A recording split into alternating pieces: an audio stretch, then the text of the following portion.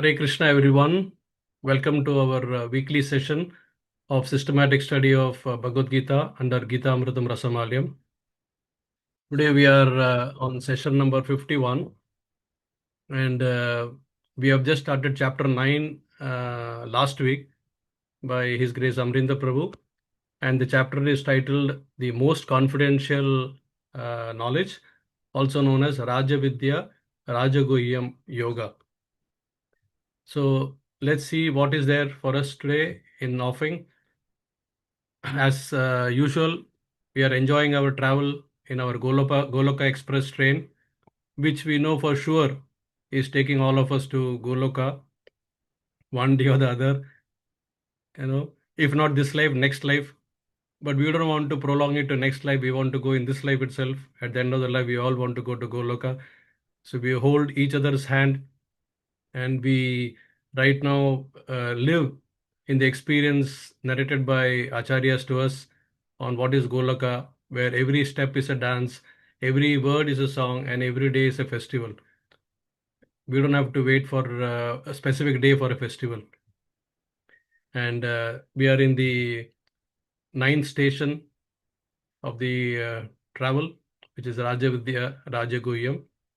And here Krishna is now going to reveal the Aishwarya Jnana to us after explaining the most important 8 characteristics of knowledge of pure bhakti earlier under 9.1, 9.2, 9.3. And we will see what sort of inconceivable relationship Krishna has with this material world. So with this, I wish to pay my humble respects and obeisances to my revered spiritual master, His Holiness Bhakti Swarupa Damodar Swami Maharaj, also known as Dr. T.D. Singh in the scientific circle, was a peace ambassador for bringing all the scholars and scientists of all faiths and even atheists together on a common platform, and then conducted several interfaith dialogues, champion of science and spirituality interface, and was widely accepted by even Nobel laureates for his work in promoting Bhagavad Gita, Srimad Bhagavatam, and all other literatures in a scientific way. So let me pay my obeisances first to him. Om Agyana Timirandasya Gyananjana Shalakaya Chakshurunmilitam Yena Tasmai Shri Guruve Namaha Namam Vishnu Padaya Krishna Prasthaya Bhutale Srimate Bhakti Swarupa Damodar Swami Iti Nami Namasad Bhaktamani Manipur Udbhavaya Cha Srila Prabhupada Lasatavani Pracharini Ratayate. His Samadhi is there in Radhakund. Anybody who wants to visit Radhakund can definitely visit his Samadhi and take his darshan there. And of course, we pay our respects and humble obeisances and seek blessings of Srila Prabhupada, our founder Acharya of ISKCON, who is always at the lotus feet of Sri Nityananda and who is our Adi Guru. So with this, Namo Vishnu Padaya Krishna Prasthaya Bhutle Srimati Bhakti Vedanta Swami Namini Namaste Saraswati Deve Gauravani Pracharine Nirvisesha Shunyavadi Paschatya Deshatarni. Jai Sri Krishna Chaitanya Prabhu Nityananda Shri Advaita Gadadhar Srivasadi Gaura Bhakta Vrinda Hare Krishna Krishna Krishna Hare Hare Hare Rama Rama Rama Hare Hare. So with this we enter into the chapter 9, which is called as Raja Vidya Rajaguhyam. And I just thought that before jumping into the nectar of chapter 9, let me share a short story with all of you, which explains the glories of the 9th chapter, like we did in the chapter 7 also, I think. So are we all ready for that? Yes? Okay, here it goes. So this is a story that Lord Shiva shared with Parvati. Okay, so fasten your seatbelt because this story has got an inside story and it has got further another inside story. So there are 3 levels of stories. So you need to be alert here and then understand, realize, and appreciate this particular story that Lord Shiva shares with Parvati Devi.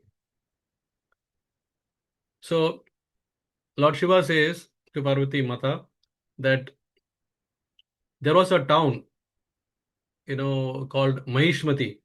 Mahishmati actually is significant somewhere in MP area on the banks of Narmada River. Even in the ninth canto, there are some kings which are mentioned from Mahishmati town. So in this place, Mahishmati, there lived one Brahmana, and his name was Madhava. So this Brahmana was a very good Brahmana. He strictly followed all the injunctions of Vedas, possessed all the good qualities to be a top class Brahmana, and he was expert in performing all the yagyas. And in the process, he received a lot of charity, which he used to again use for performing the sacrifices. So one of the times when he was performing the sacrifice, he decided that he will, as part of offering in the sacrifice, he will offer a goat. So as you can see in that slide, so a goat was uh, brought in the sacrificial arena, and they started preparing the goat by cleaning, bathing, and all that, whatever the rituals have to be done before the sacrifice. So just when they were about to sacrifice the goat suddenly started laughing loudly, much to the surprise of everyone present there. And the goat said that, "Oh Brahmana," you know, in a loud voice it says, "Oh Brahmana," that means to Madhava, it is now saying, "What is the use of performing all this kind of sacrifice if it is going to bind you in this karmic process of birth and death cycle?"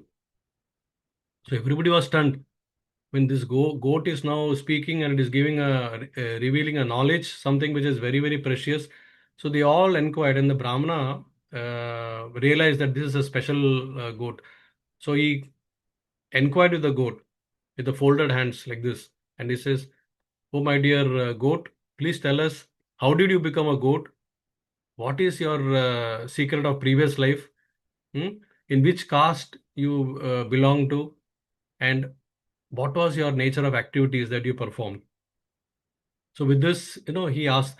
So this goat immediately remembered his past life. And the goat replied, "Oh, Brahmana, in my previous life, I was a very pure Brahmana like you. And I was performing all the Vedic sacrifices, all the rituals, activities, perfectly as per the Vedas I was following. And I was married. I had a child also. So one day, my wife wished to worship Durga because our child developed an incurable disease. So to cure from that disease, my wife said, "Why not we worship Durga?" And for this purpose, as you know, for Kali worship, basically that's a goat sacrifice is very common. Different animal sacrifices. So a goat was brought to the temple of Mother Durga, and the goat was about to get slaughtered. Now, as the goat was about to get slaughtered, that goat hmm, actually spoke to this Brahmana, saying that, "You're going to slaughter me, you're going to make me, my children, fatherless. So I curse you that you'll also meet with the same fate." Hmm? And saying this, the goat left its body and the goat was slaughtered.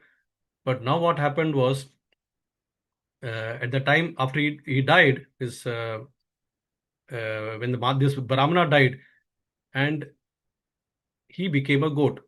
So that's what he is now explaining to Madhava. But fortunately, because he was a well-read Brahmana and he was attached to the lotus feet of Govinda also, he remembered his previous lives, based on which he is narrating. So Madhava was stunned with all this because, after all, he is also Brahmana and he was about to do the same thing.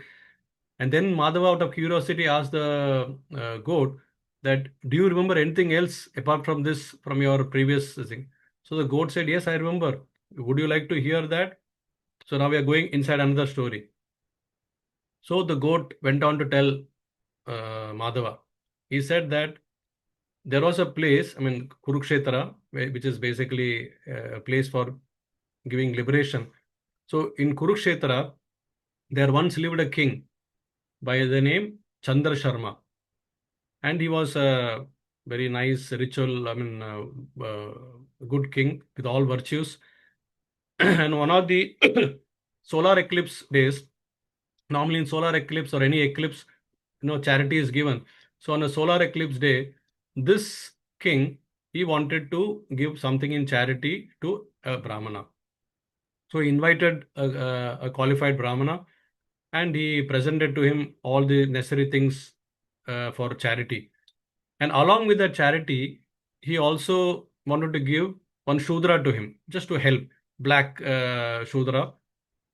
And so whatever help is needed for the Brahmana, the Shudra can offer. So the Shudra also was given.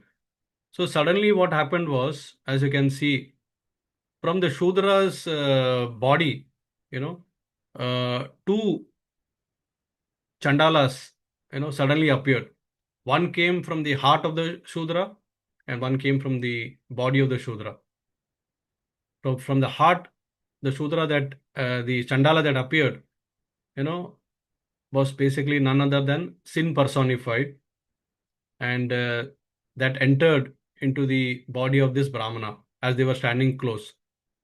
And uh,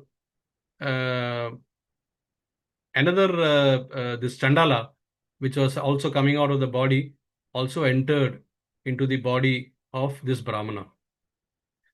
To the surprise of the king, this Brahmana was completely undisturbed.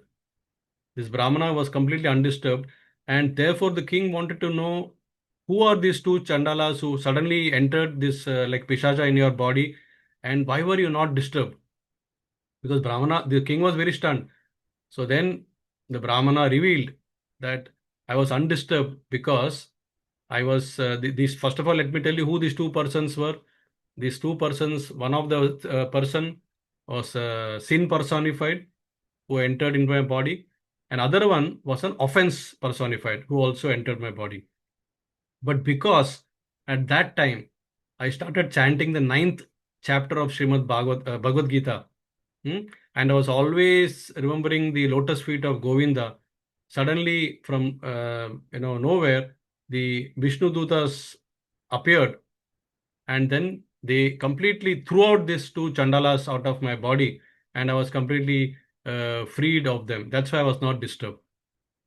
So as soon as this, verses of ninth chapter came on the lips of Brahmana, and remembrance of the lotus feet of Govinda came, Vishnu Dutas came and they saved him. So what do we understand from this?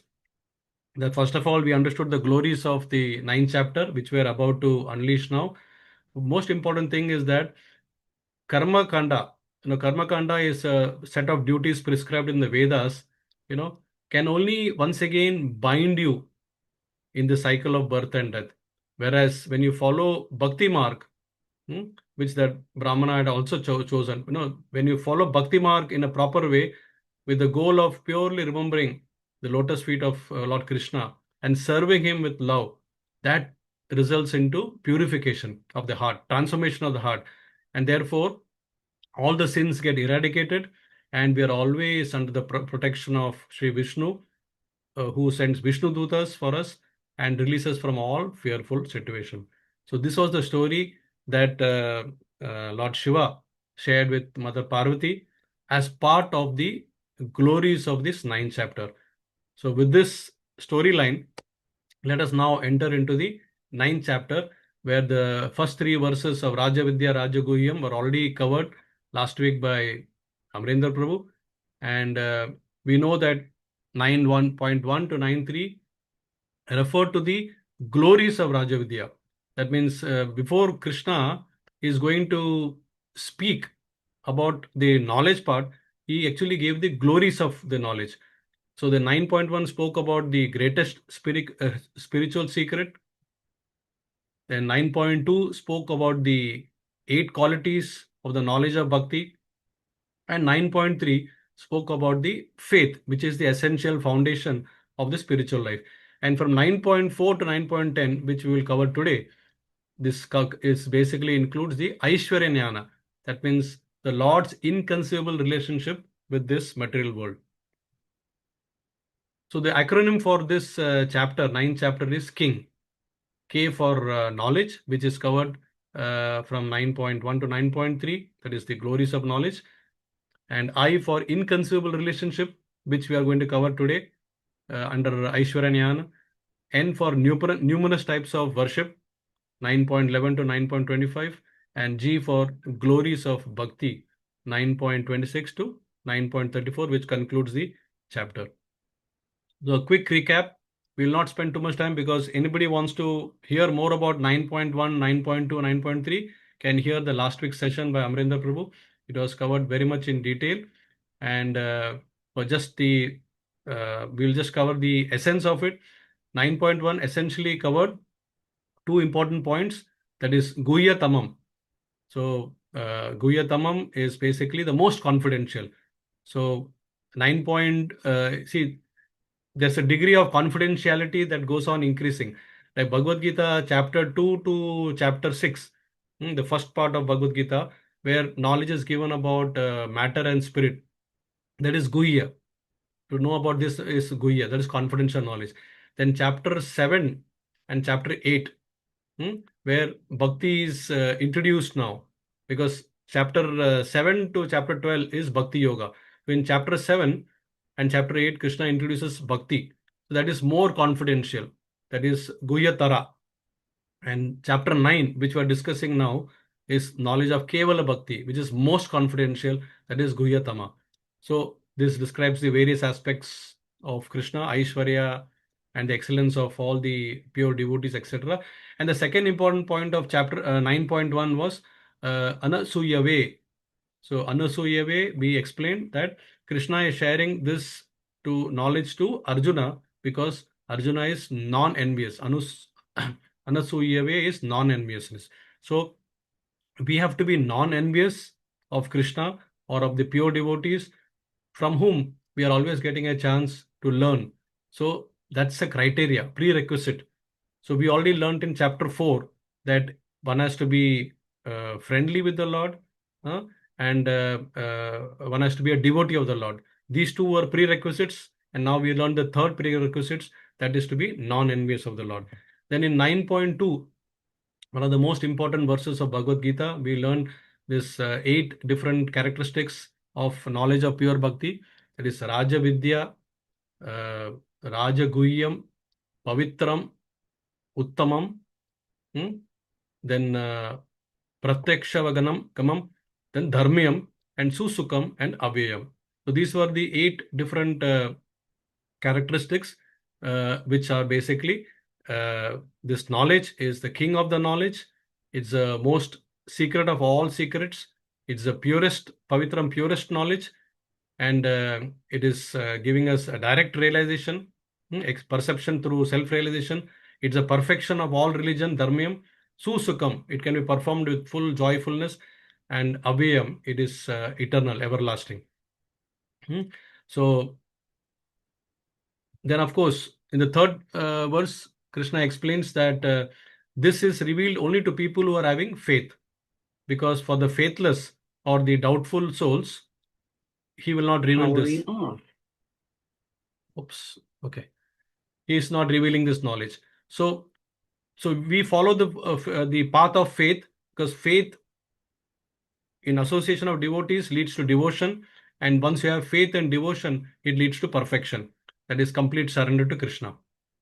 Okay. And if you don't have faith and if you keep on doubting, then it's very difficult for Krishna. Krishna will not reveal, and then we will go more away from Krishna.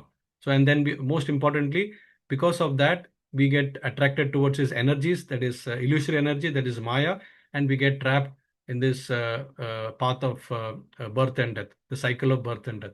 Just 1 second.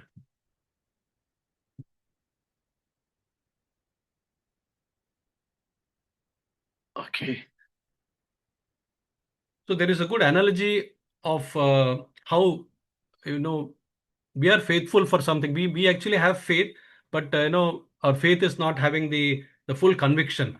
Like for example, in Bhagavatam, there is a very nice verse, 4.31.14, which says that Yata tarormula nischanena tripyanti tatskanda bhujo pakshaka. So what it means is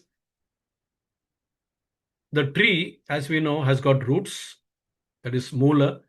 It has got branches, twigs, it has got leaves. Now, we have faith that when we pour water onto the roots, hmm, automatically the branches will get nourished, the twigs will get nourished, the leaves will get nourished. You don't have to individually go and pour water in every leaf. That will be foolishness. So automatically when we pour water in the roots, the water goes to all each and every part.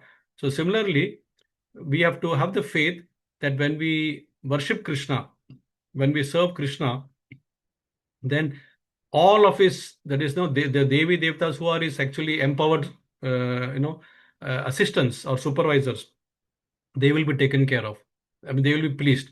We don't have to individually go and try to please in the karma kanda process, as we saw in the, how the Brahmana became a goat. Because in karma kanda process, there are pious activities also, and there are sometimes, opposite activities also. So we have to be very, very careful. And also the pious activities will keep binding you, because the pious credits will give you a better birth. At the most you may get heavenly birth, but you are still bound in the cycle of birth and death. You are still bound in this material universe. The whole idea of bhakti is to come out of this cycle of birth and death. Hmm? So in that connection, you can say there are three levels of people uh, who are in the path of bhakti. The third level is basically Kanishtadhikaris, or the people with weak faith, you know, and they don't have much knowledge on the scriptures. But we want to go beyond that to second class, which is Madhyamadhikari, where the faith becomes very, very firm, and then serving Krishna becomes an automatic choice and not an option, you know, and we try to learn scriptural knowledge. We are still not having the firm understanding of scriptural knowledge. But the best would be we become first class devotees, Uttamadhikari. When we come to the Uttamadhikari platform, our faith is firm, we are well versed with all the scriptures, and then we will surely make substantial progress. And then there is no chance of anybody shaking us. Sometimes people with wrong beliefs can shake us and we fall down. But when we become a top class devotee, Uttamadhikari, then nothing can shake us. So with this, we enter into the first verse of the day, that is verse 9.4, which talks about the Aishwaranyana.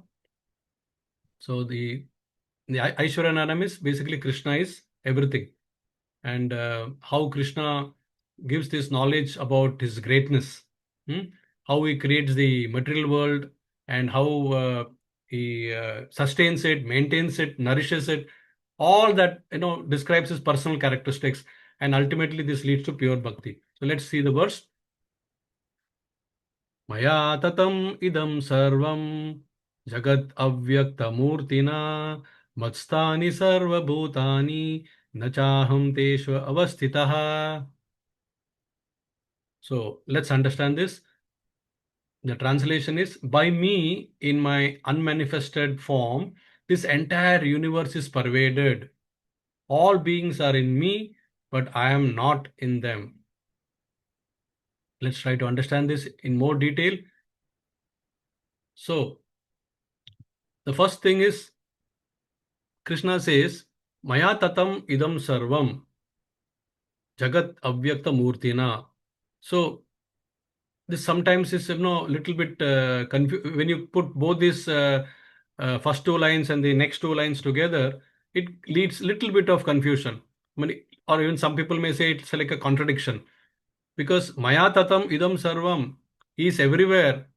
And then in the next verse, he is saying that all beings are in me, but I am not in them. Mastani sarva bhutani nachaham teshva avastita. Hmm? All beings are in me, but I am not in them. He is everywhere, but he is not everywhere. He is in everything, but not in everything. Everything is in him, but everything is not in him. So this sounds a bunch of contradiction, but in reality, dear devotees, there is no contradiction. Both the statements are absolutely true. So here, how the way we can understand is that, let's see it by an example here. Yeah, explanation. So although he is everywhere and everything rests upon his spiritual and material energies, he does not lose his personal aloof existence. He is not perceivable through gross material senses. So the first two lines, Krishna, where he says that I am present everywhere, Maya tatam idam sarvam, Jagat avyakta murtina. So what it means is that I am present everywhere, but we cannot see him. Why? Because he is present as avyakta murtina. That means he is present as a unmanifested, in the unmanifested form in this material world. In this material world, he is present in unmanifested form. So therefore, he is not visible to our material vision, material eyes, because he is avyakta in this material world. Okay, and then if you see the next two lines where he says, Matstani sarva bhutani na chaham teshva avasthitaha. All beings are in me, but I am not in them. So what does it mean? So all beings are in me, I am not in. So when he says I am not in them, it's basically the personal representation. But all beings are in me, that means it's through his energies and expansions. Because somebody will say that on one hand, Krishna says that as a Paramatma, I am present in everybody's heart, isn't it? As a super soul, he is present in everybody's heart. So why does he say that I am not present in them? So we have to understand the spirit behind it. The spirit behind the statement is when Krishna says that all beings are in me, it means that all beings are dependent. They are dependent upon me. They need my support for their existence. They need they are completely resting on me. That is what it means. They are dependent upon me for their maintenance. And when he says that I am not in them, it means that I am not dependent upon them. So the whole idea is the spirit to be understood is dependence. We are dependent upon him, but he is not dependent upon us. That's what he means, that all beings are in me, and but I am not present in others. So this is how Krishna's expansion, works. So through his expansion, he is basically relating all his energies to us. And through his expansions, he is controlling all this entire creation by entering into it. So let's see this now with proper examples. As you can see, I've put 4 dots here. They represent something which we'll know. So the first one, in a practical way, we'll try to understand. So let's see electricity. Now we all have electricity in our homes. Okay, electricity runs the fans. Electricity runs the television. Electricity runs the lampshade. Electricity runs the fridge. Whatever we have in our home, everything electricity running. So without that, these gadgets would not work. But can we see the electricity moving inside through the wires? We cannot. So similarly, Krishna's energy keeps working through the entire universe like all pervading. That's why the sun is rising, the sun is shining, and through that shining, sun illuminates the entire universe. All the planets are moving, the plants are coming, the flowers are blooming, the birds are singing, and so on and so forth. So it is basically through his energy, which is to be understood like how the electricity. Another example we can think is air. Now, we cannot see the air. Air is one of the most important material elements of this creation. But where is the air in front of our material vision? We are not able to see. Whereas air, as you know, through avyakta murtina, like avyakta murtina, unmanifested form, it is all pervading. It is filling everywhere. It is entering our home. It is coming into the city. It is entering, going through the mountains, like a wind. It is going through the forest. So we believe and we have faith in air. Similarly, sunlight. The sunlight enters everywhere. It does not discriminate. It enters the classroom. It enters the bedroom. It enters a tiny puddle of water.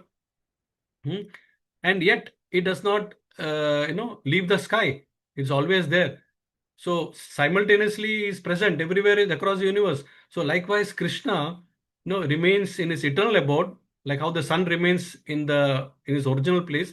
So Krishna remains in his eternal abode while simultaneously entering the universe through his expansions and unlimited energies. And this is the one of the finest examples that Srila Prabhupada explains even in the purport. And this example is that of the king. So this king who sits on the throne and is managing all the affairs. So how does he rule the kingdom? He basically creates the policies. He creates certain rules, which which is implemented. It is implemented through his people, through his servants, through various departments. He may have so many departments. Like even in the country, we have seen the prime minister sets up so many departments like irrigation, education, agricultural, defense, and so on and so forth. Different departments, and every department has got its head. There is also a chief minister. There's a council of ministers. So the policies are nicely, distributed, and in that way, the physical law, everything gets properly distributed. The policies are sent to the department heads, and the department heads, they represent this, and through them it is present through the entire country or the entire kingdom. So the king remains in his palace, but we see the king's presence through the way the kingdom or the country is governed, through the policies.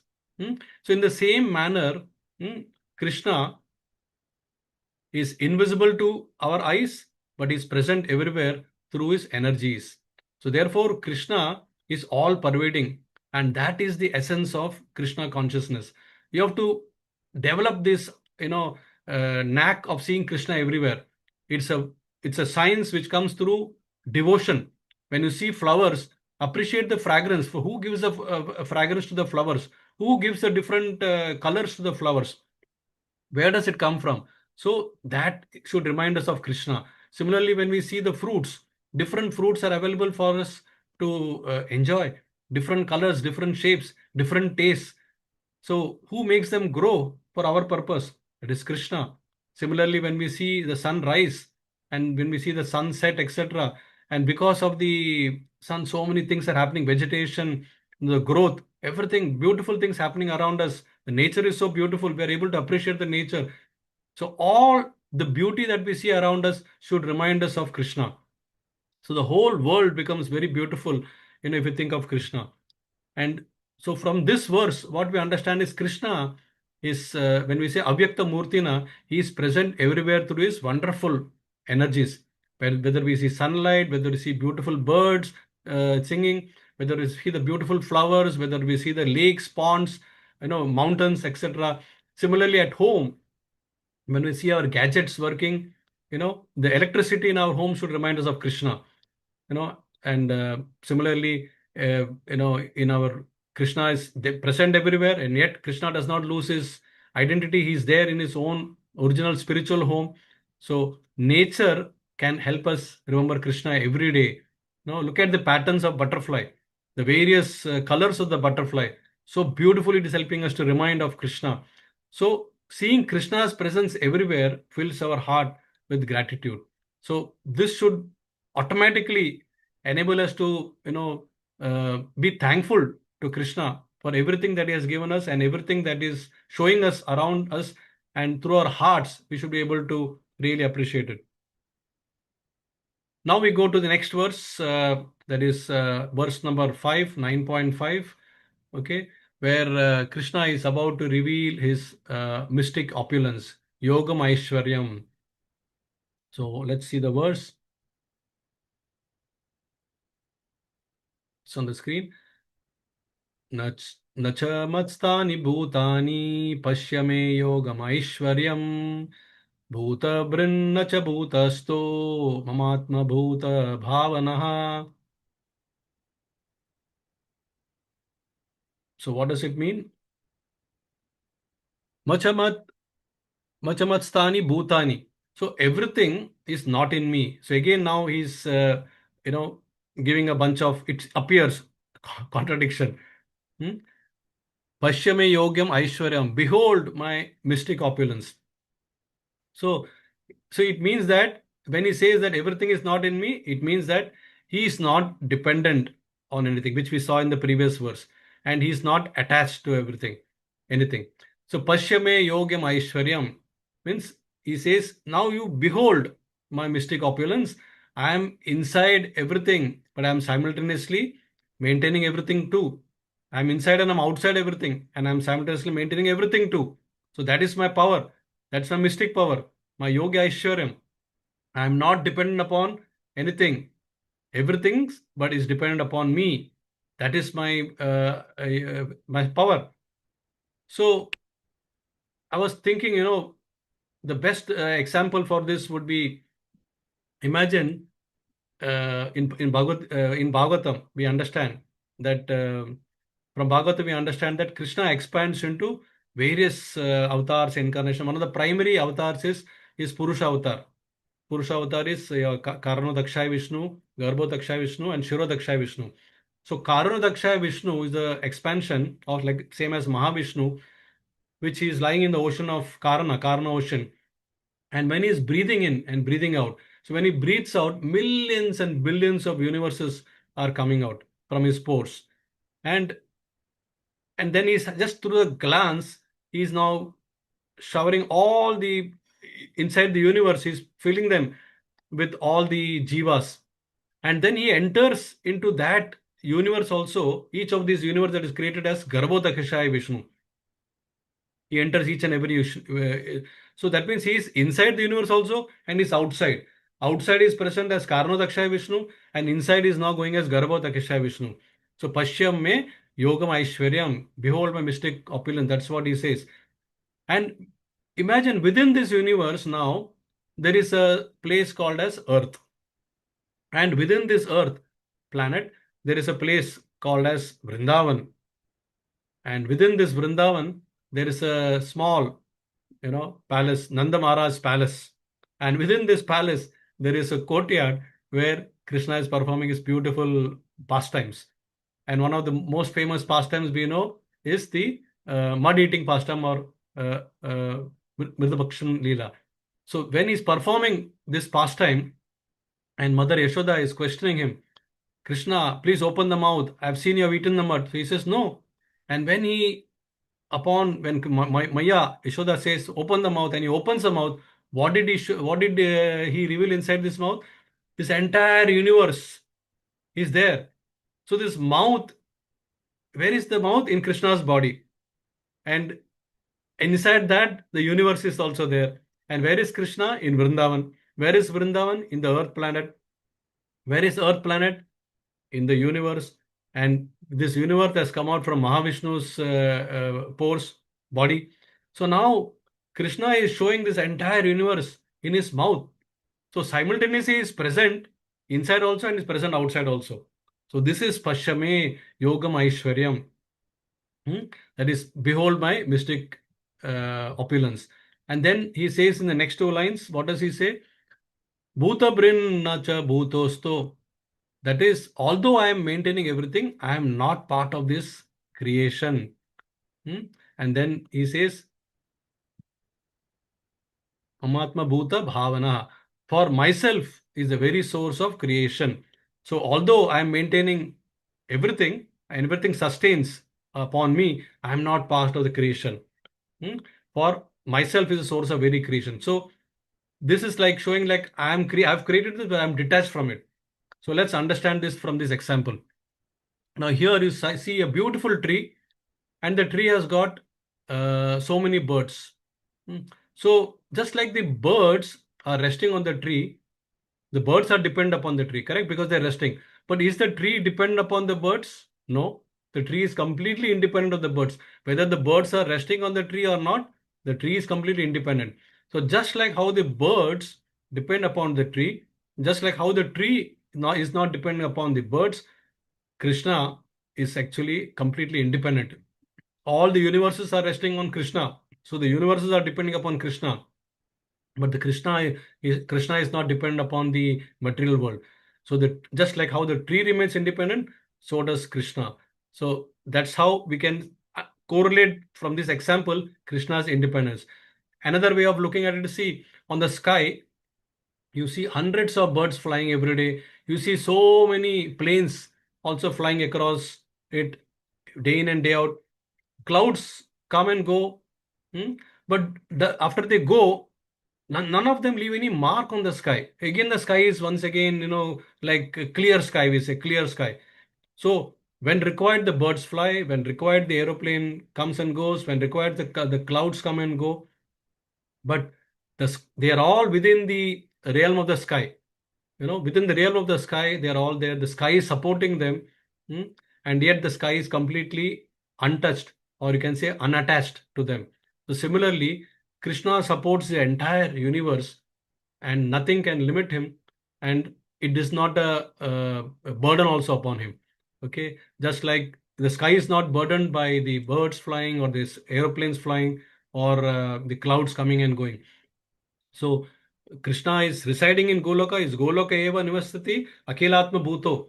He's always there, and yet he is not burdened or attached with all these planets and universes which are resting upon him.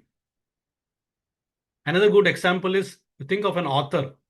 The author conceives lot of, when before he's writing a story, he conceives all the storyline. He conceives the character, which may include a village, which may include a mountain, which may include some adventurous thought that comes to his mind, and the whole story depends upon the author. But the author is not trapped inside the story. It's completely outside him. So similarly, Krishna, as an author, is existing outside the book, while he's still controlling everything inside. The author controls the book, but he's not part of the book. He's outside the book. So likewise, Krishna is managing each and everything, sitting outside, and he creates and maintains the universe, but he's never confined to the book like the author, unlike the author. So it's exactly that. So Pashyame Yogyam Aishwaryam. Behold my mystic power. So I think this is clear. So in another example, Krishna gives us sunlight, and millions of planets get illuminated. He supplies air through which every living creature lives and breathes. He provides food for the birds, animals, insects, fish, everything. And of course, after all that, also, he gives so much of power energy, and his power never decreases or diminishes. It's always, one minus one doesn't become zero. One minus one is one in Krishna's in spiritual world. Om Purnamada Purnamidam Purnasya Purnam Adaya Purna Om Purnamada Purnamidam Purnat Purnamudachyate Purnasya Purnam Adaya Purnam Eva Vashishyate. So everything is, even if it looks like it is removed from him, it still remains as it is, complete in whole. So that is how Krishna's energies are. He's a creator, he's a maintainer of everything, and yet he is completely independent and detached from everything. He can create everything into existence at his will whenever he wants. He is present in every living beings, but yet he remains independent in his own eternal kingdom of Goloka. Goloka eva nivasati akilatma bhuto. We go to verse number 6, 9.6 now. Now, here Krishna himself gives a beautiful analogy. And what is that? Yataksha stito nityam vayuhu sarvatra go mahan tata sarvani bhutani mastaniti upadharaya. So, he says that, like a metaphor, understand that as a mighty wind. So he's comparing like a mighty wind blowing everywhere. This mighty wind rests always in the sky. Similarly, all the created beings rest on me. So this gives an idea of Lord as a supreme shelter. How Lord is providing the supreme shelter to us. Yata akasho sito nityam. So in the akash, hmm, something is stito nityam. What is that? Vayuhu sarvatra. So Vayuhu Sarvatra Gomahan, like the mighty wind, is constantly blowing everywhere. Not a single place where wind goes doesn't go, but wherever it goes, it rests on the sky only. It is not beyond the realm of the sky. It cannot go beyond that. So Tata Sarvani Bhutani, in a similar way, all the created beings, even if they take shelter, whether on land or water, tree, mountain, in any country, etc., sky, whether lower planets, upper planets, wherever it may be, ultimately they are matstani, matstaniti upadhareya. They rest on me. That's what Krishna says. So we have an example of the wind analogy that Krishna himself gives, beautiful analogy. So we have all experienced wind, either in the cold season or in the hot season. If it goes over the mountains, it gives a nice cool breeze, and it goes over the desert, in the hot climate, it gives a very hot breeze. So wherever it goes, whether it is forest or cities or mountains or deserts or even oceans, etc., we experience the breeze on our body. So similarly, the living beings, whether they are animals or birds, or plants or human beings, or even devatas in the upper planets or the lower planets in the hellish planets, etc., wherever they are, everyone is dependent upon Krishna. That is what it means. So, in other words, everyone takes shelter of Krishna. They are under the control of Krishna. Hmm? Sometimes our false ego, like the atheists, some of the philosophers, they don't accept this point. They don't accept the presence of Krishna at all. They don't accept the presence of God. So that is the ego. But the fact remains that Krishna is maintaining each and every living entity. Everyone depends upon the Lord's energy for survival. So you can see here the fish is swimming under the water. It may swim fast, it may swim slowly, whatever, or it may hide itself under the rock. But wherever it goes, it remains inside the ocean only. It cannot go beyond the ocean. So likewise, the living beings are all Krishna's creation. Whether we remember Krishna or we forget him, we are all depending upon him all the time. Hmm? And he's our supreme shelter. Another beautiful example is that of a baby. The baby always sleeps very peacefully on the mother's arms, on the lap, and it feels very safe when the mother is giving it a nice hug and cuddling it. So the baby realizes how much care he or she is receiving, because the baby is constantly under the watch of mother's supervision. It is not mother's control, it is a control of love. Actually, the mother is expressing its love, and it's not as if to command over the baby. It is expression of love. So in the same way, Krishna lovingly supports every living being at every moment. So he's always, Upadrishta and Anumanta. He is the overseer and he is the sanctioner, both. In a loving way, he does that. So he's a supreme shelter. So summary of 9.6, Krishna is everything.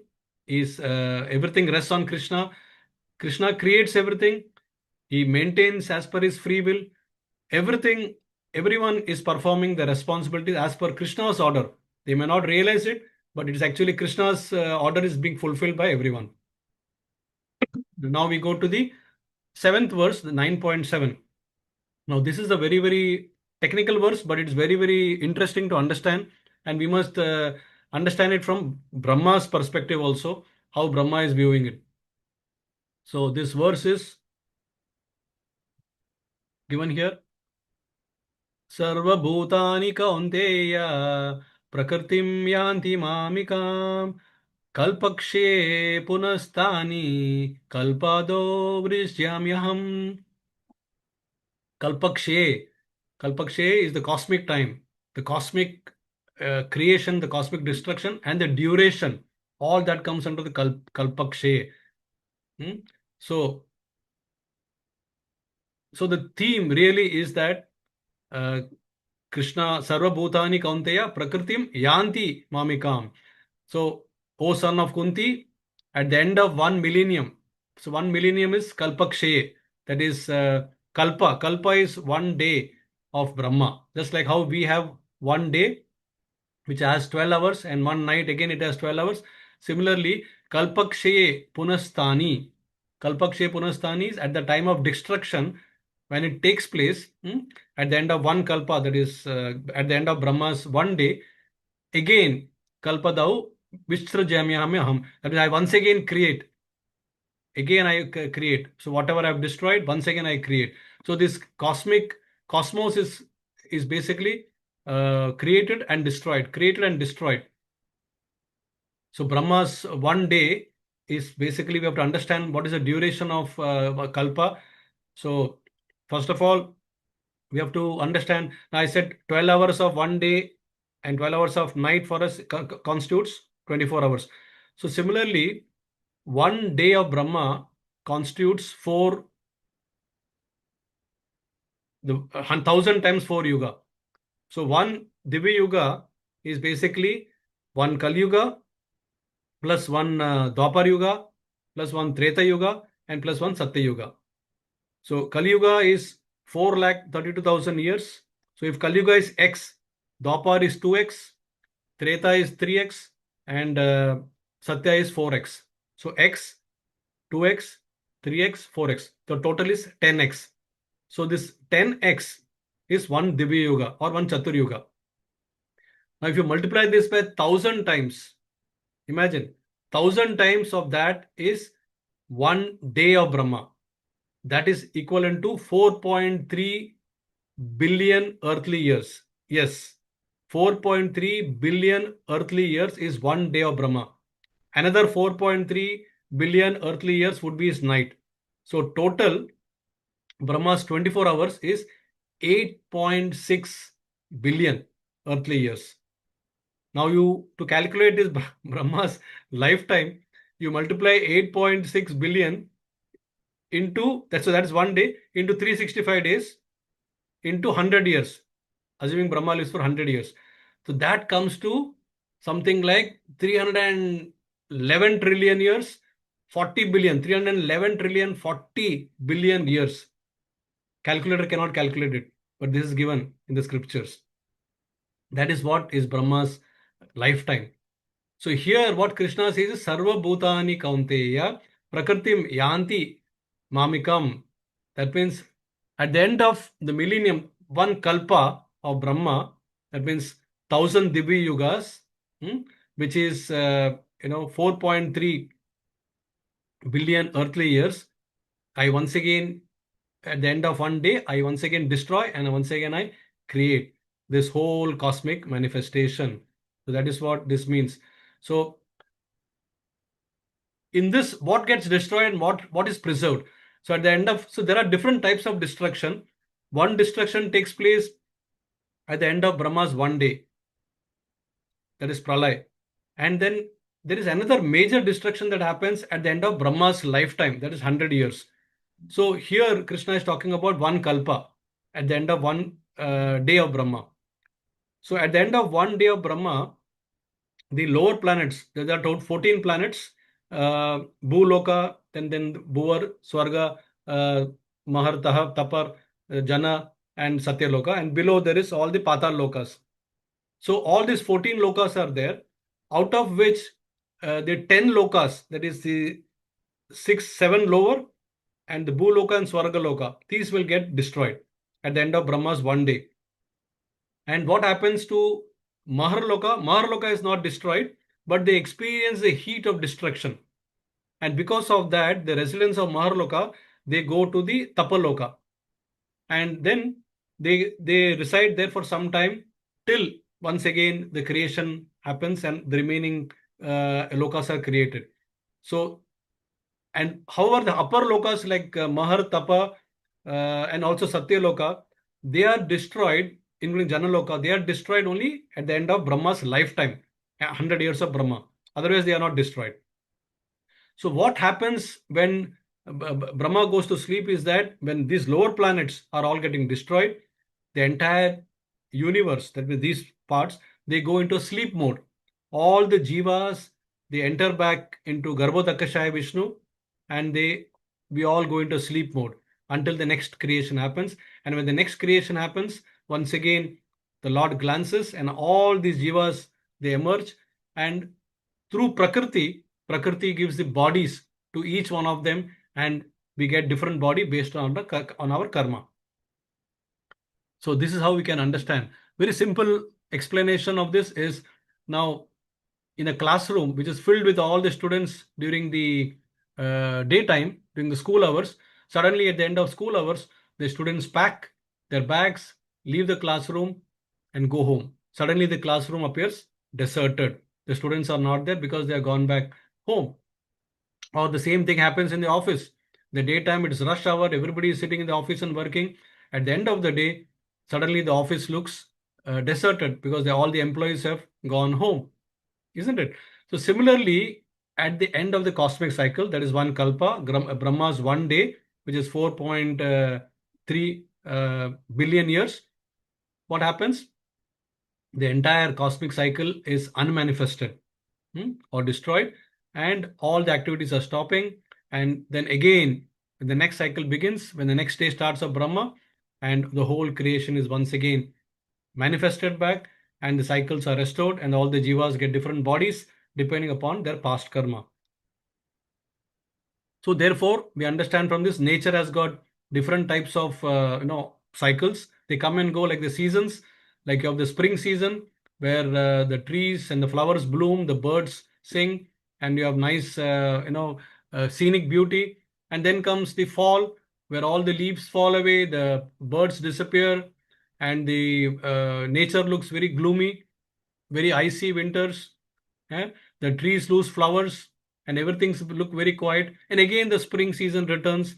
And when the spring returns, once again, the new leaves come and the flowers grow again, they bloom, and once again, the birds start singing. So, like that, the nature has cycles. So, Krishna gives the creation, and then during the creation, everything appears.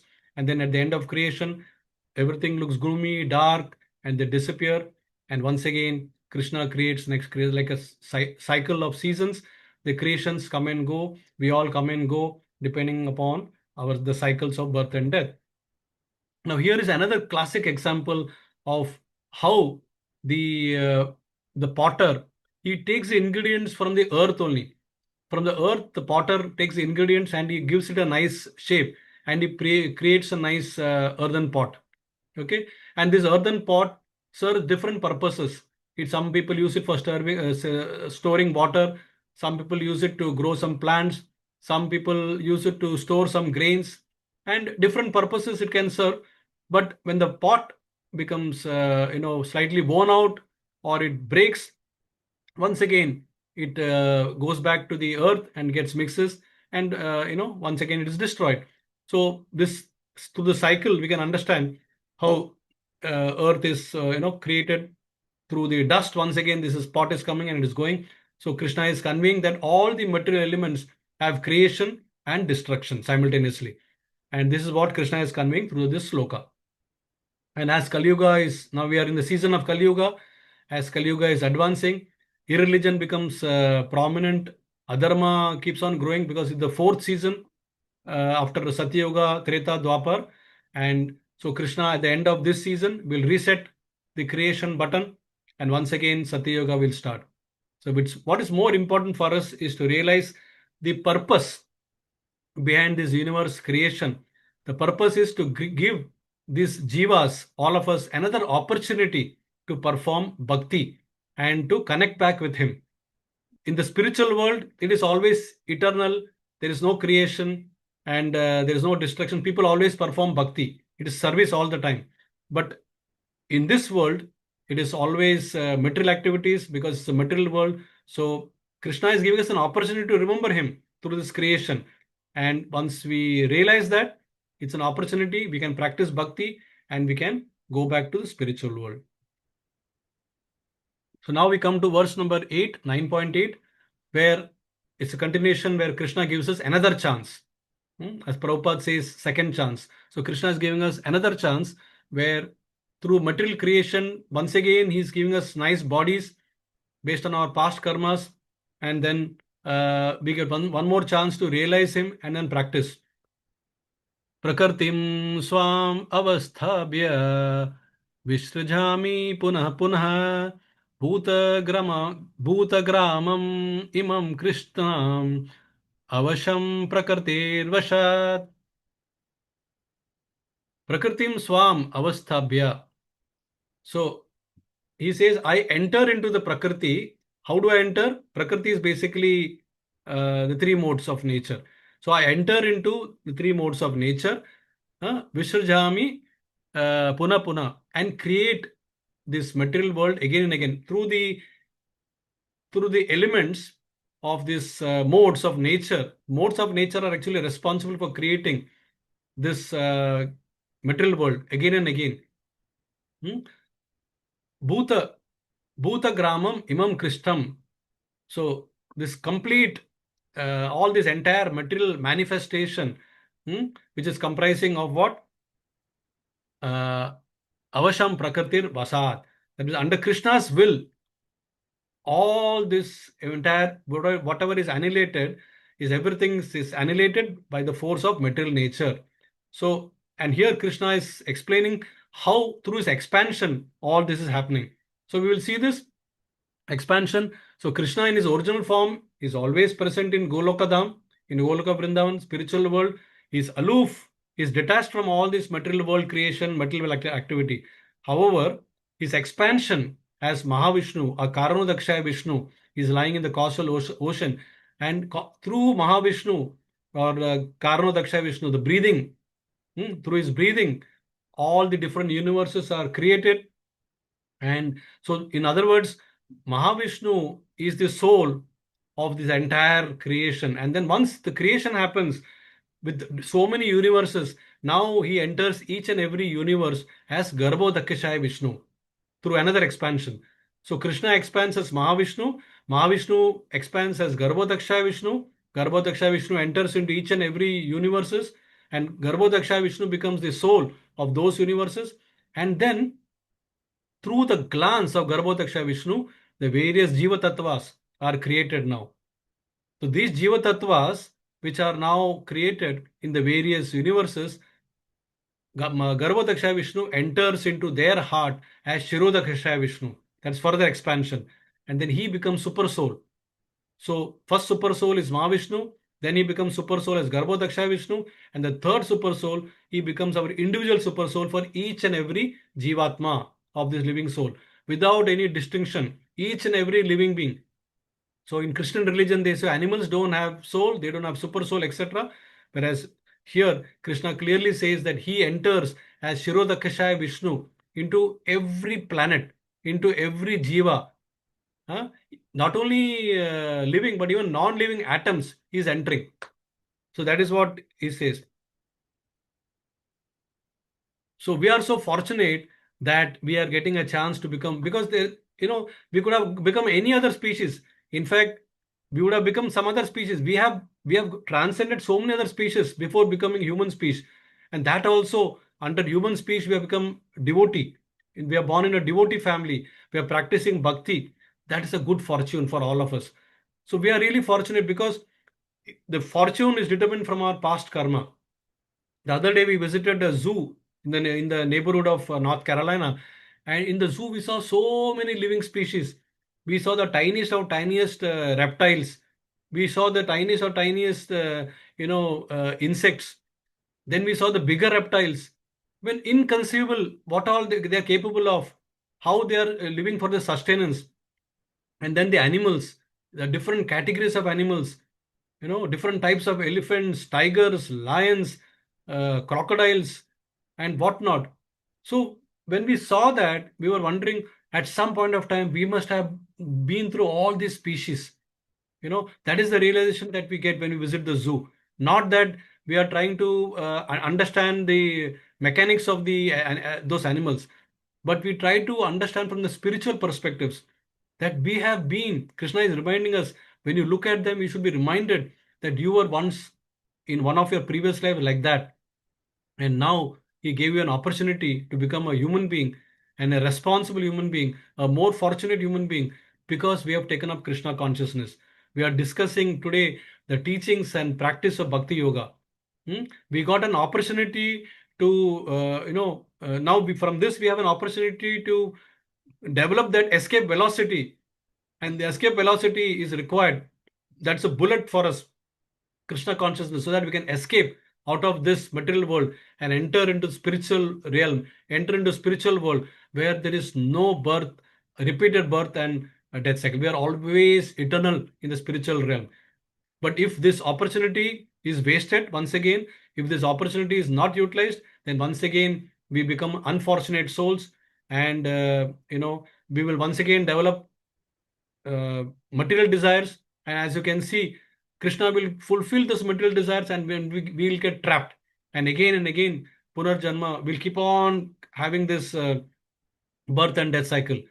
And it will go on, and it will be never ending. So therefore, Krishna, by his costless mercy, creates and recreates this universe only for us to get a chance, for us to come out of this universe. Otherwise, our life is hell. And we studied this earlier also in the earlier chapter, that our last thoughts dictate our next life. Yam yam vapi smaran bhavam tejatya ante kalevaram tam tam evati konteya sada tadbhava bhavitaha. So we have accumulated so many desires, and whatever desires at the time of death, we have, that determines our next life. So therefore, we need to purify our desire. We need to purify our consciousness, so that automatically we don't get the wrong thoughts, wrong desires at the time of death, and we get the right desires based on the activities. Because as you can see, there are different types of karma. Papa karma, if you do papa karma, that is cruel life, meanful and selfish life, harmful to everyone, then we take birth in lower species. And if you do punya karma, we do charities, we do good to people, we are very kind to everybody, then again we take birth in this material world only. It's not that we go into spiritual world, but we get birth in a wealthy family, in a beautiful family, in a so-called, we are born with a golden spoon and all that, charity oriented, etc. But still we are stuck in this material world. However, Krishna says, if you practice bhakti, if you practice devotional service to Krishna, then we go back to him, we transcend back to Goloka Vrindavan. So that is our next, that should be our aim, that should be our only goal, that here we have an opportunity and we want to go to the next life, next birth, and that should be in Goloka Dham. So summary of this verse is, the universe is being created again and again. We should not be, the wise person will not be astonished by this. Krishna expands into various expansion and through his energies, Mahavishnu, Garbhodaksha Vishnu, Shirodaksha Vishnu, and he sustains all his creation through them. And the living entities, we as living entities, we take birth as per our previous desires, and whatever thoughts are accumulated, that forms the basis of the next birth. And the sooner we get desire about thoughts about Krishna to serve Krishna, the sooner, the earlier we come out of this cycle of birth and death, and we go back to him into Golokadam. Now we come to the second last verse of the day, 9.9. And somebody will say that Krishna is doing, through 7th and 8th verse, we came to know that Krishna is creating, is destroying the universe periodically. So this looks like a material activity. And we have been groomed through Bhagavad Gita only, that when you do material activity, it means that you are caught in karma bandhan. That means you are caught in this material cycle of birth and death. So does Krishna also have this kind of karma bandhan? So this is answered in this particular verse by Krishna himself. He says, न च मां तानि कर्माणि निबध्नन्ति धनाञ्जनय जय उदासीनवद् आसीनाम् ashaktam teshu karmasu. What is the meaning of that? He says, all those activities, that is, whatever activities Krishna is performing, tani karmani, na. In the first line, he says, na. So they cannot bind me. So here is answering our idea. If we think that all these activities what Krishna is performing, will it bind him? He says, all those activities cannot bind me. Na cham mam tani karmani. And udasina vad asinam. Because why? He is seated as a neutral person. Udasina was asinam. Asinam is seated. Udasina neutral. And asaktam teshu karma. So asaktam means completely. So asakti is attachment. But na, in the first line says na. So all this is na. Na asaktam. So that means he is completely detached from all these activities. So that is the meaning. And we can see this O Dhananjaya, all this work, that is whatever is performing of creation and annihilation, cannot bind me. I am never attached. I'm ever detached from all these material activities because I am seated as though neutral. So Krishna is answering very clearly that he does not have karma because he is completely neutral. So let's understand this, because in the purport, Prabhupada gives a beautiful analogy, that of a high court judge. So we'll compare the high court judge with Krishna's wisdom here. So the high court judge, what does he do? He patiently goes through the case. He punishes the wrong after hearing both the sides, and he pronounces the verdict, because the verdict is primarily to punish the wrong person and to protect the correct person, or the innocent person, or the victim, or whoever. So now, by this doing that, is he favoring the victim? No, he's only doing justice to the victim, isn't it? In real fact, actually, he's neutral. He's completely neutral. He's just applying the law of justice. And by applying the law of justice, he punishes the person who has done wrong. And it may appear that he is favoring the victim, but he is not. And now, apart from this same High Court judge, now this is his office. Now, when he goes home, does he carry all this verdict and pronouncement, etc., at home? No. He has his own private life, isn't it? So, in his private life, personal life, he'll be a different person. He'll be, totally free with his wife. He'll be playing with his children. He'll not be acting like a neutral person, like an advocate, judge in the court. No. So similarly, Krishna is doing all the activities in the material world by controlling them in a neutral manner, by being completely, I mean, the intent is complete detachment. But back home in his spiritual world, he is a different person. He's completely personal. He's completely doing all his activities, loving activities, performing all his pastimes in the spiritual world. But in the material world, he's doing his activities through his agents, through his supervisors, and it may look like as if he's acting tough. But in the reality, he's unbiased. He's completely neutral to all these activities. The reality is actually he loves each and every living species, each and every jiva he loves. Loving, and also is responsible for them, because as a parent, we are responsible for our children. We have lovingly brought them into the world, so we have to be responsible. That is the real love. But here Krishna says that when you love, it does not mean, I mean, detaching from somebody does not mean irresponsibility. Or when you are responsible, it does not mean you're attached. So responsibility does not mean attachment, and irresponsible does not mean detachment. So it's basically you have to be responsible also, and at the same time you have to be detached, because we are all individual souls. We are all part and parcels of Krishna. That is the higher understanding. So here Krishna is very much loving and caring to all the living beings. He is completely at the same time absorbed in all his spiritual activities in the spiritual world. But he has got nothing to do with the material world.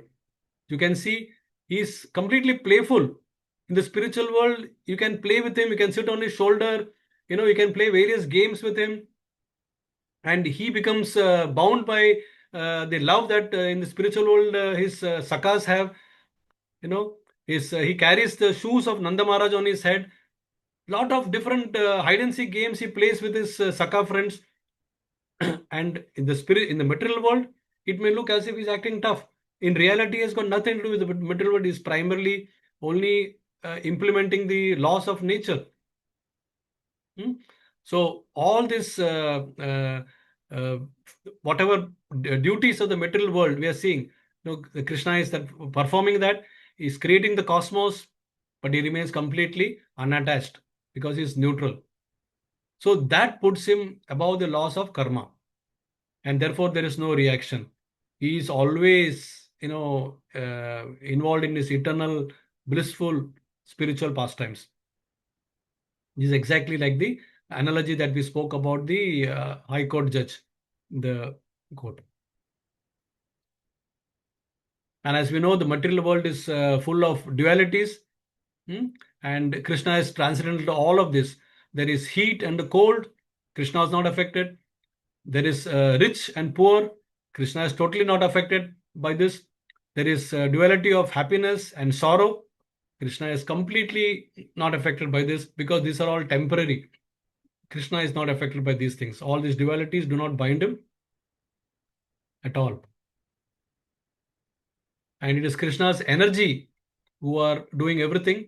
And that's another reason why Krishna is completely independent. As you can see, the Krishna's energy are making the earth revolve around the sun. Krishna is making energy through sun, is making the rising and setting of the sun also. Through his energy, the rain is coming and growing the crops, and yet he remains completely detached. So all this actually gives us the information that Krishna is not at all attached to any of his activities and is not bound by karma. He is actually controlling them. He is not controlled by them. Finally, we come to the last verse of the day, that is verse number 10. Then this is the verse where this is a very important verse of Bhagavad Gita and one of the most popular verses. If possible, one has to by heart this, memorize this, because through this verse, Krishna is actually telling us how he is carrying out the activities in this world. Maya dakshena prakritihi shuyate sa characharam hetuna anena kaunteya jagad viparivartate. So Maya Dakshena. So this basically you can say is like a Krishna is giving us a theme that how he functions or how he directs or how he supervises the entire Prakriti. Maya Dakshena Prakriti. So he says under my direction, under my supervision, this material world is actually acting. And which are the things? Suyate cha characharam. So both chara, that is moving, and achara, that is non-moving. Completely, all those are under my direction. They are moving. So both these are produced under my direction. Hetunanena kaunteya. So due to there is a reason. Hetunani, this is a reason. There is a rule that I have created, O son of Kunti. He says the Hetunanena. So due to this reason, that is the supervision which is carried out by my direction. This whole moving and non-moving living entities are created. Jagat viparivartate. So therefore, this entire world, Jagat, is subject to creation and annihilation, both. So this material nature, which is one of my energies, is working under my direction, O son of Kunti, producing all the moving and non-moving beings. So how do we understand this? Very simple. So here is a practical example. Now you see in any company, there's a CEO. Now the CEO is overseeing the entire business. And this business includes the company basically works on the basis of sales department, marketing, production, finance, HR, customer support or customer service, customer satisfaction. So the CEO is an overseer of all these departments. But does he physically have to go on the field to make a sale? No. Does he have to make a marketing plan? Doesn't have to. He's got a marketing department. Does he have to go on the shop floor of the production department to see what is going on? Where he doesn't have to go. There's a production department that will take care. Does he have to worry about the day-to-day finances, etc.? No, he has got a department that is doing it. Does he have to go into recruitments of people?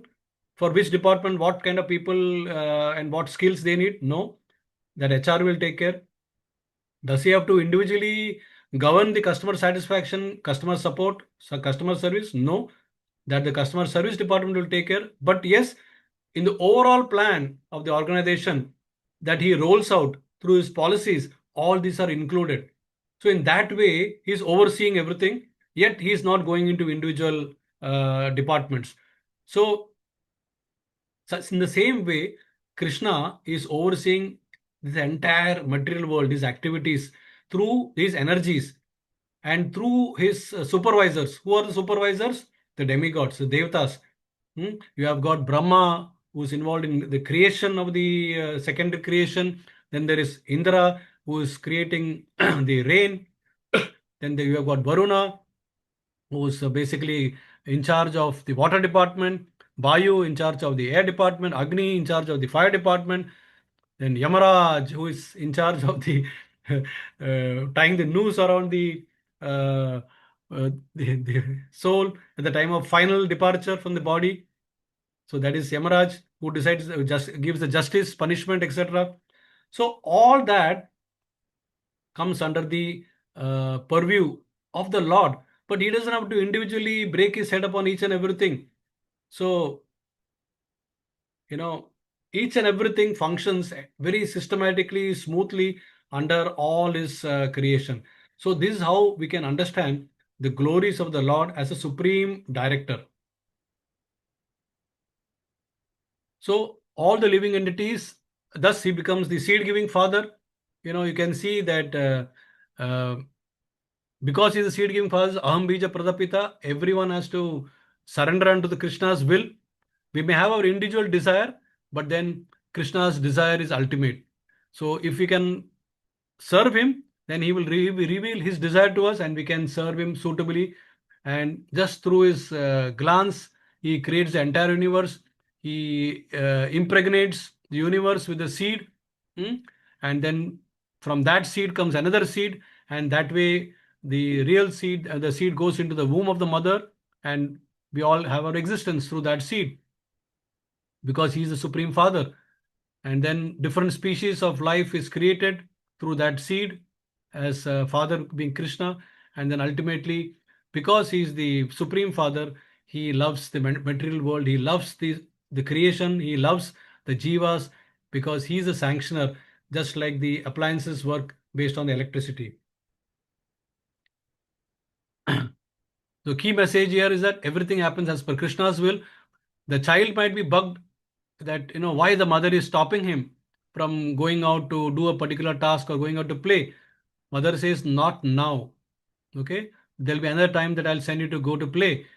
But child will insist, but the mother will still stop. And ultimately, when the child doesn't listen, then the mother tries in her own way to convince the child. So similarly, when we are obedient, then we are dovetailing to Krishna's will. When we are disobedient, then Krishna says, okay, you follow your will, and that's why I create the material world for you to enjoy. And then you make a realization and you come back to me. So that is where we are. We were disobedient, we are not listening. That's why we got the birth again. And now we have a chance, second chance, to go back to him. So let's use that chance. So we discussed about the our ignorance of not knowing that the electrical goods work on appliances work on electricity. So as soon as we get that knowledge through Bhagavad Gita that Krishna is the source of everything, Aham Sarvasya Prabhavo, then automatically he gives us the knowledge. Tesham Satati Yuktanam Bhajatam Briti Purvakam. That knowledge, Dadami Buddhi Yogam Tam. That knowledge comes when we surrender unto his will. So everything comes from Krishna, but he is completely independent and not attached to any of these things. So this is the ultimate lesson that we get from this first 10 verses of Raja Vidya Raja Guhyam, that by his will the cosmos is breathing, by his detachment he remains free, and by pure devotion, by our pure devotion, dear devotees, we will return back to him. Saying this, I humbly end my session here, and with that, we will uh, go back to our. Okay. Now we have our interesting question answer session. I will share the screen for question answer session so that we can quickly review the question answer session and then we can see if anything comes out of that. 1 second. Share.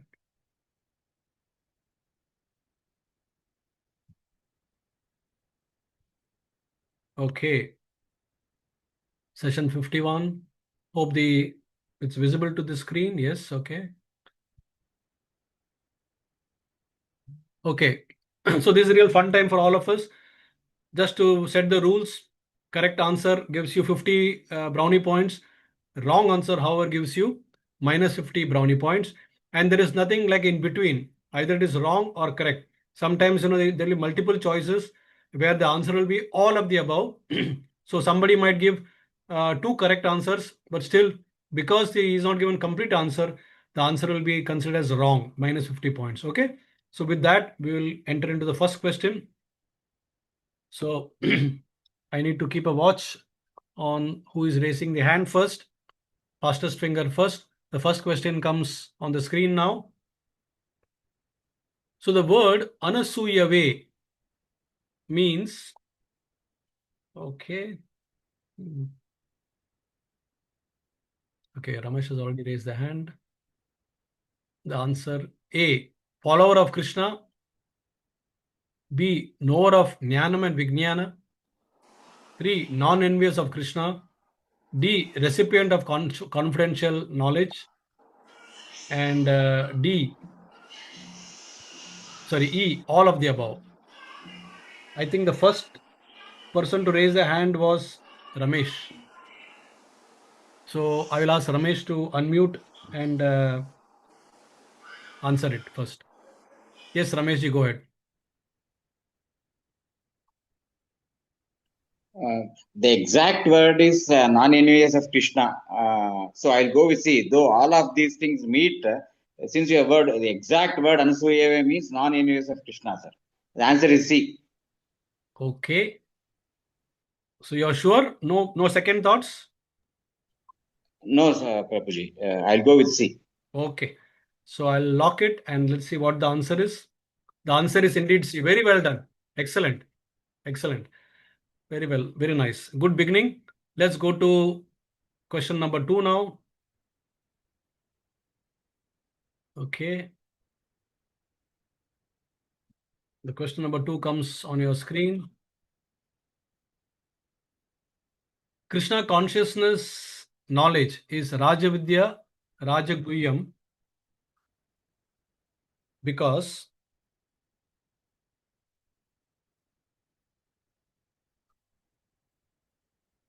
this knowledge is the king of education and the most confidential of all secrets. Srinidhi is already raised. Okay. This is the purest knowledge, everlasting, and it is joyfully performed. Krishna consciousness gives direct perception of the self by realization, and this is the perfection of religion. It is everlasting and it is joyfully performed. E, all of the above. All three people have raised the thing, Srinidhi, Ramesh, and Saptadeep. But I think Srinidhi was first. So I'll give a chance to Srinidhi first. I'll come to Pooja also later on. So, yes, Srinidhi, go ahead. Baji, all of the above. E. Spot on, huh? Let me see whether it is correct or wrong. You're sure it is not A or B? All of the above, Prabhuji. All. All of the above.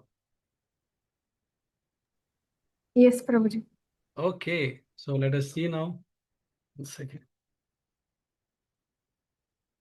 Excellent. Very, very good. Keep it up, Srinidhi. So the answer is indeed A, all of the above. So 2 out of 2, good going. Now we go to question number 3. Since Krishna is Avyakta Murtina, he can be revealed through our endeavor through gross material senses, devotional service under proper guidance, the eye of devotion tinged with ointment of love,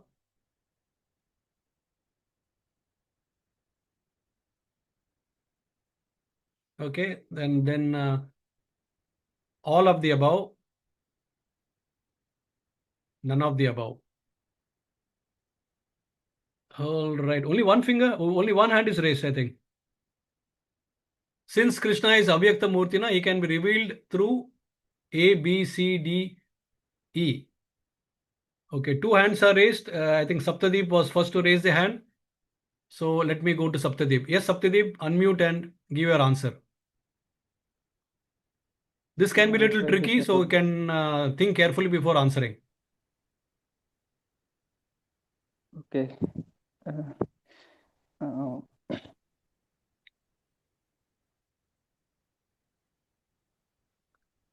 Yes, Saptadeep, go ahead. Hare Krishna Prabhuji. Dhanavatanam. I think Yes. it's B and C. Option B and C. B and C. Okay. Yes. Are you sure? Think carefully. Yeah. As I said, this is a bit tricky one. Yeah. The word tinged means it's with the ointment of love. Yeah. It's B and C. Okay. All right. So I lock. Sure, na? Yes, Prabhuji. Okay. Here goes the answer. B and C is indeed the right answer. Very good. Excellent. Hare Krishna. Very well done, Saptadeep. Very well. Good.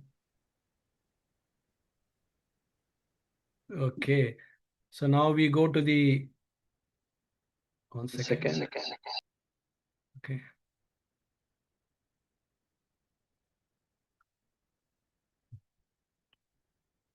We go to the next question. 1 second. Okay. Question number 4 comes on the screen. Krishna is not bound by karmic activities because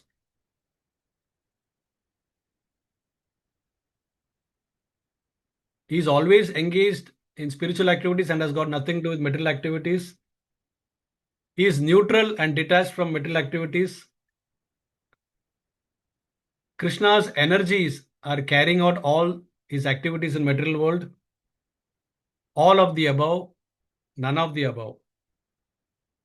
I see 2 hands raised. Saptadeep. Oh, now 3 hands are raised. Saptadeep, Srinidhi, and Sumati Mataji. So with the permission of Saptadeep and Srinidhi, since both of you have answered one each, right? Shall I go to Sumati Mataji? Yes, Prabhuji. Yes, Prabhuji. Thank you. Yes, Sumati Mataji, please unmute and give your answer. Hare Krishna Prabhuji, I think it is D, all of the above. Okay. So you're sure it is not either A or either B or either C or any one of the 2 combinations? Wait, Okay. let me see one more time. All right.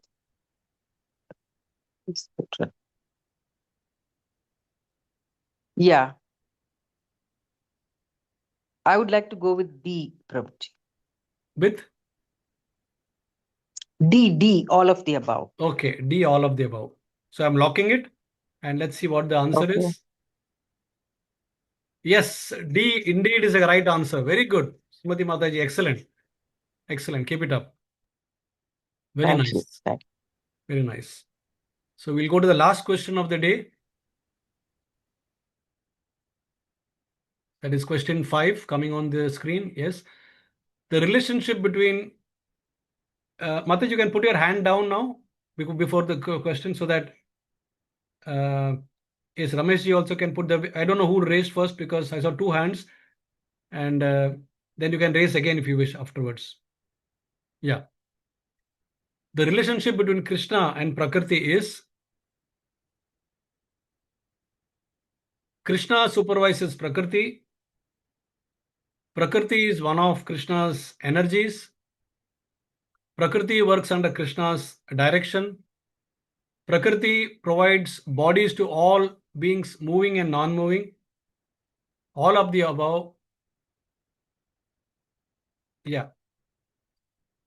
Yes, I think Ramesh raised first out of the 2. Out of the 3. Okay, even Pooja has raised her hand now. So Pooja has not answered before. So with your permission, all of your permissions, may I go to Pooja Sharma? Yes, Hare Prabhuji. Krishna Prabhuji. Yes, Pooja Sharma, please unmute and give the Yeah, answer. Hare Krishna Prabhuji. Answer is all of the above. Option E. Answer is all of the above. Answer, okay, option E. Are you sure, Pooja Mataji? Yes, Prabhuji. Okay, so I'm locking E and then let me see whether the answer is correct or wrong. Yes, it is the right answer. Very good. I think this is the first time you are participating in our session and you have opened your account with nice 50 brownie points. So that is very good. I'm very happy. And with that, I wanted to share the, one second, the reflection question also. Of course, it will be shared on the WhatsApp also. One second.